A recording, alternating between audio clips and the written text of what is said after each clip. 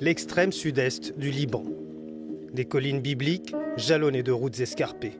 La frontière commune de 3 pays en guerre. Au fil du temps, les habitants de cette région, comme Ramez Dali, ont organisé leur quotidien au milieu de cette poudrière. Nous nous tenons précisément au centre d'un triangle frontalier qui comprend le Liban, la Palestine et la Syrie. Ici, c'est la frontière avec la Palestine. Ce sont les fermes de Sheba. Et de l'autre côté, vers le nord, c'est la frontière avec la Syrie. Derrière cette barrière, il y a des postes d'observation israéliens, des caméras qui nous observent. Ils peuvent nous voir, ils peuvent entendre ce que je vous dis en ce moment. Ils sont sûrement en train de nous filmer aussi. Et de l'autre côté, les Syriens du village de Beit Jan viennent à Sheba, de ce côté par le nord. Si vous remarquez, là où c'est un peu creusé là-bas, c'est entre ces 2 montagnes qu'ils passent. Les fermes de Sheba, une bande de terre de près de 40 km² occupée par Israël que le Liban revendique depuis le retrait de l'armée israélienne du Liban Sud en 2000. La ligne bleue, la frontière provisoire dessinée par l'ONU au lendemain du conflit de 2006, est symbolisée par ce simple bidon. Dans ces collines où le calme semble régner, on voit parfois des patrouilles israéliennes à l'affût d'une éventuelle opération commando du Hezbollah.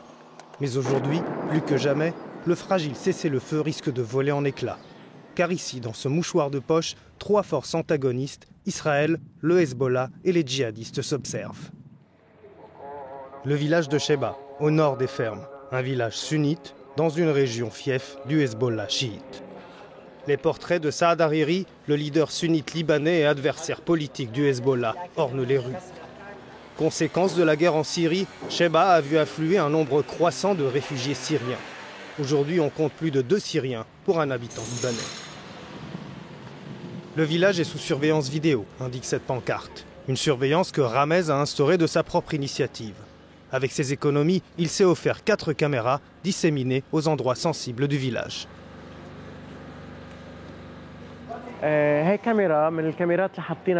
C'est l'une des caméras que j'ai installées à Sheba pour montrer aux habitants que Sheba est sous surveillance. Et pas seulement par la police municipale ou l'armée, mais aussi sous surveillance électronique. Car ici, peut-être plus qu'ailleurs, ce que l'on appelle les événements d'Arsal ont traumatisé la population. En août dernier, infiltrés dans les camps de réfugiés, des djihadistes syriens se sont emparés de ce village frontalier sunnite. Une trentaine de soldats et de policiers libanais avaient été kidnappés et 3 exécutés. À Sheba, un tel scénario est à craindre car Beit Jan, à 12 km de là, est aux mains du front al-Nosra. C'est dans ce local que Ramez a installé son matériel. En plus des chaînes traditionnelles du câble, il propose aux habitants les images de ses caméras de surveillance. Une façon d'impliquer ses concitoyens dans la sécurité de leur village. Malgré ses moyens dérisoires, Ramez veut à tout prix faire quelque chose pour préserver la quiétude de Sheba. À Arsal, ce qui s'est passé a terrorisé les gens. Les hommes armés sont sortis des tentes de réfugiés et ils ont attaqué l'armée libanaise. On a peur que ça arrive chez nous, que les gens d'ici réagissent mal, que ça dégénère. Donc le mieux, c'est de garder le village sous observation, de jour comme de nuit. Et puis moi, si je rentre le soir chez moi et je vois quelque chose de suspect, j'en parle à la police. Et si la police ne bouge pas, je préviens l'armée. Et si l'armée ne bouge pas, je préviens les gardes municipaux qui jouent un très grand rôle avec leurs patrouilles de nuit. Tous les soirs, les jeeps de la police municipale sillonnent Sheba. Un couvre-feu a été instauré de 21h à 5h du matin pour les ressortissants syriens. Falah, un habitant du village, est en charge de la patrouille. Les consignes sont claires. Passé 21h, tout Syrien dans la rue est un suspect potentiel qu'il faut contrôler. Depuis la dégradation sécuritaire au Liban, nous avons commencé les patrouilles avec pour objectif d'empêcher la création de nids de terroristes. Ce sont des mesures préventives. Elles sont importantes car ici, c'est la porte de la région sud.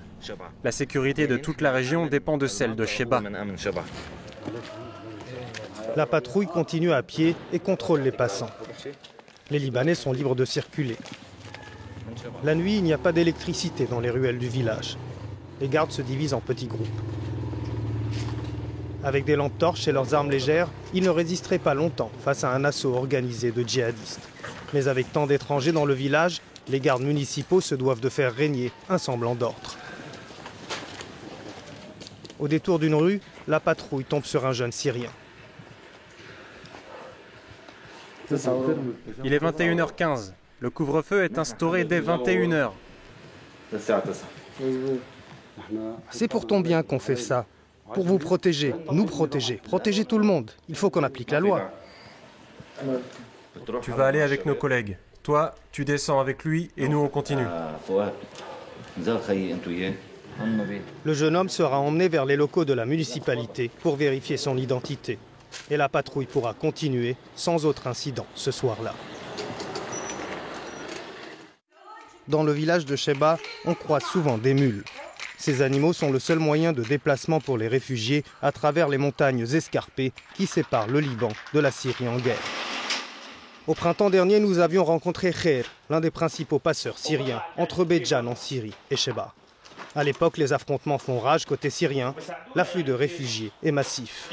Ils m'appellent, je vais à leur rencontre dans la montagne à mi-chemin. Je les retrouve, puis je reviens ici avec les familles, en passant par le barrage de l'armée. J'ai déjà transporté 5000 personnes jusqu'ici. Et depuis l'été, l'État libanais a officiellement fermé sa frontière à tous les réfugiés. L'armée libanaise a érigé de nombreux barrages. Difficile désormais pour Khair de faire passer des Syriens.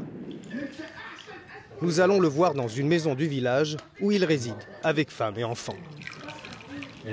On ne peut plus leur envoyer de nourriture et l'armée ne laisse plus entrer de réfugiés au Liban. Par contre, ceux qui veulent repartir peuvent le faire. Mais si les bombardements de l'autre côté reprennent, bien sûr il y aura un nouvel afflux vers Sheba. Or, c'est interdit de venir se réfugier ici. Je ne sais pas comment on pourra résoudre cette situation.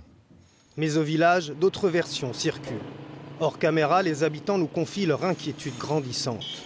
Selon eux, malgré les barrages de l'armée, des djihadistes parviennent à s'infiltrer à Sheba et leurs familles sont d'ores et déjà dans le village. Ils affirment même qu'un triangle djihadiste s'est formé entre Tripoli au nord, Arsal à l'est et Sheba au sud, couvrant ainsi tout le Liban. Le soir, nous rencontrons Abou Jihad, l'imam de la mosquée salafiste Abou Bakr de Sheba. Il a fondé une association caritative qui s'occupe des réfugiés syriens. Il nous emmène auprès des familles. Actuellement, il y a 30 familles ici. Les fonds nous parviennent de donateurs locaux et de donateurs étrangers, notamment émiratis. Salut les filles, vous allez bien ? Ce soir, malgré les sourires, le cheikh est en colère. L'armée libanaise a refusé l'accès au territoire libanais à 11 militants blessés d'Al-Nosra, la branche syrienne d'Al-Qaïda.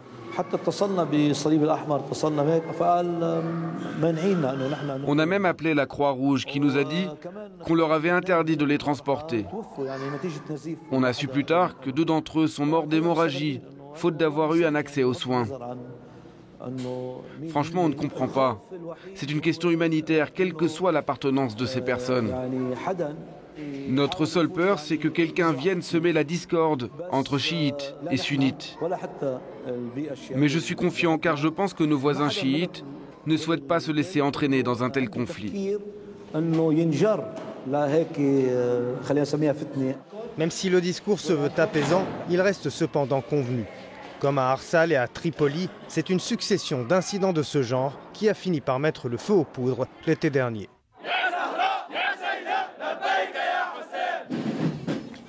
Invisible à Sheba, le Hezbollah parade à une trentaine de kilomètres de là. Ce matin-là, à Nabatiyeh, c'est la cérémonie de Ashura, l'une des principales fêtes religieuses du chiisme. Des centaines d'enfants et d'adultes défilent au rythme des marches militaires, jurant leur fidélité au parti de Dieu qui affiche ostensiblement sa puissance militaire. Parmi les militants règne une confiance absolue en la victoire du Hezbollah face à la double menace d'Israël et des djihadistes venus de Syrie. Il y a du danger, mais on n'a peur de personne. Le Hezbollah est une armée qui peut se battre sur plusieurs fronts à la fois. Il peut mener 2 batailles, 10 batailles, 100 batailles. La résistance tient bon. Nous sommes tous avec la résistance. Elle peut faire face à toutes les armées, des armées encore plus importantes que celles d'Israël ou de Daesh. Le Hezbollah donne très peu d'interviews. Nous avons rendez-vous avec le docteur Fayyad, le frère d'un influent député du parti. Il accepte de nous rencontrer à condition qu'il décide du lieu, la banlieue sud de Beyrouth. Selon nos informations, les Israéliens pourraient constituer un appui logistique et psychologique pour les combattants djihadistes s'ils voulaient attaquer le territoire libanais. En somme, selon lui, Israël nourrait une alliance avec Al-Qaïda. Une théorie du complot largement répandue dans les milieux proches du Hezbollah. Mais Habib Fayyad insiste et réfute l'affaiblissement du Parti de Dieu, même si ce dernier perd de nombreux hommes sur le front syrien. Le Hezbollah combat en Syrie avec son excédent de force. Il combat les djihadistes sans que cela ne porte préjudice à son état d'alerte contre Israël. Un état d'alerte qui perdure sur ces collines à la frontière avec Israël. Du haut de son mirador, le capitaine Mishra observe la situation. Il fait partie du contingent Est de la FINUL, la force de l'ONU chargée depuis 2006 de faire respecter le cessez-le-feu le long de la ligne bleue. Le plus important, c'est que la ligne bleue soit respectée. Nous observons toutes les parties. Et toute activité inhabituelle, nous la signalons à l'armée libanaise avec qui nous collaborons étroitement.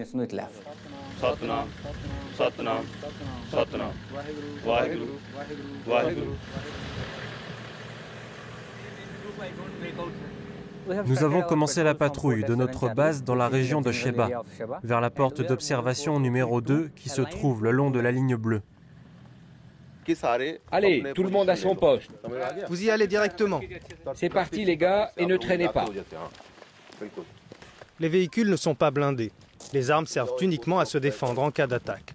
C'est pourtant probablement d'ici que le Hezbollah a lancé une attaque il y a un mois, blessant 2 soldats israéliens, aux grandes dames des casques bleus. Nous patrouillons dans un point qui domine la région. Notre objectif est d'empêcher les lancements de missiles à partir d'ici. Nous surveillons étroitement cette zone, comme vous le voyez. Cet endroit est complètement ouvert. On peut s'attendre à tout, à n'importe quel moment. Ramez en est conscient. C'est son quotidien depuis 20 ans. Et la nouvelle donne djihadiste vient encore compliquer la situation. Pourtant, résigné, il poursuit la construction d'une nouvelle maison pour ses vieux jours, au risque de voir cette poudrière s'embraser et mettre fin à ses rêves.